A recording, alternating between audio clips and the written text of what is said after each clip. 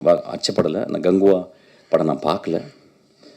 இருந்தாலும் அந்த படத்தை பற்றி விமர்சனங்கள்லாம் வந்துச்சு. இன்னும் கொஞ்சம் கருணையோடு நீங்கள் பார்க்கணும். ஏன்னா சூர்யா போன்ற ஒரு ஒரு ஒரு நல்ல நடிகர், ஒரு அழகான நடிகர், நம்ம வந்து பத்திரமாக பார்த்துக்கணும் எல்லாரையும். அவங்களெல்லாம் ஒரு சிவகுமார் மாதிரி ஆளுங்களை நல்லா யோசிச்சு பாருங்க. இன்றைக்கி நம்ம கையில் வந்து சிவாஜி இல்லை, நம்ம கையில் வந்து எம்ஜிஆர் இல்லை, பெரிய பெரிய ஆளுங்கள்.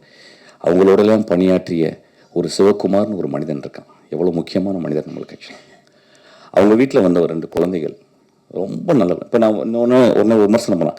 அடுத்து நீங்கள் சூர்யாவுக்கு கதை சொல்ல போறீங்கன்னா நான் சொல்லவே போகிறதில்ல. ஆக்சுவலாக